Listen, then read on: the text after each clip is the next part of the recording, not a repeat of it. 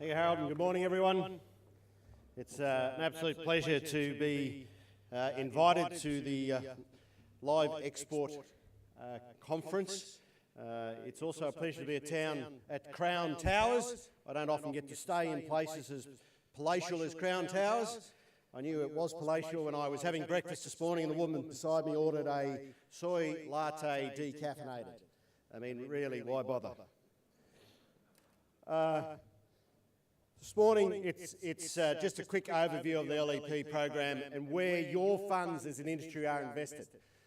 This is your program, and we are the custodians at MLA and LiveCorp around how you would like your funds invested.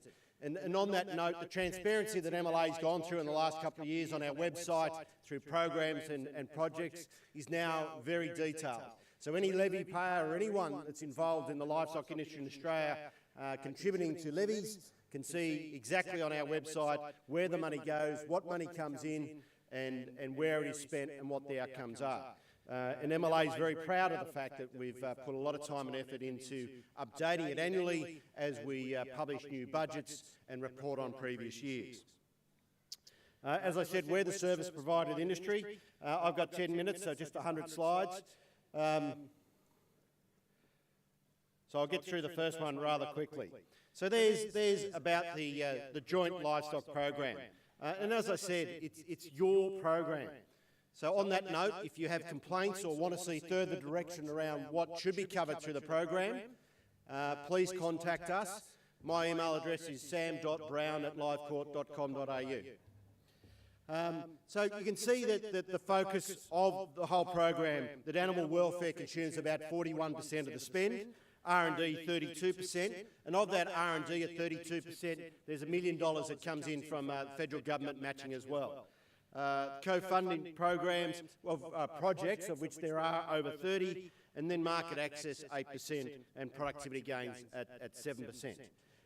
And that's one thing that we need to do as an R&D organisation and as an industry is always recognise the matching funds that we receive from the federal government because it is the largest part of income into our industry.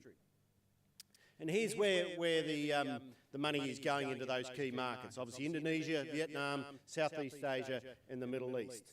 And then two, we do a lot of work around co-funding with individual live exporters and people across the value chain that put their own money up and we match that money through projects, particularly around animal welfare and productivity through the value chain. And then obviously the goals and objectives are set out in numerous documentations and across our websites as well around using people and skills across the value chain to deliver for you as an industry. The live export industry is vitally important to the Australian producing sector.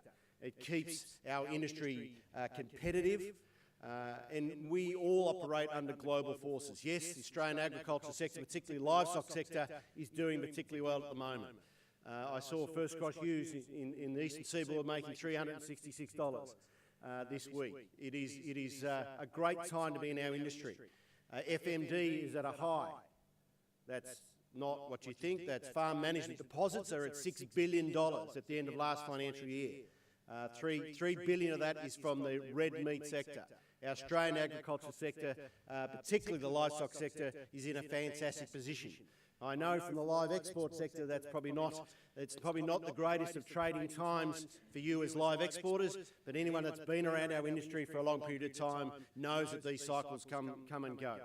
So from an MLA point of view, I want to finish up by recognising Jeff Maynard, who at next week's AGM in Alice Springs will finalise his term of 6 years on the MLA board. In the time that I've been in MLA, Jeff's been there 6 years. He's been a strong advocate for the live export industry and travelled across a lot of your markets to understand the markets and communicate the benefits of live export back to his home state of Queensland.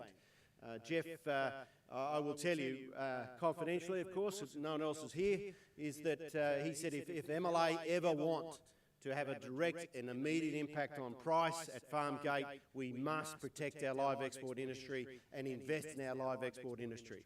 And that's what we do at MLA, and that's what the board has given us the mandate to do.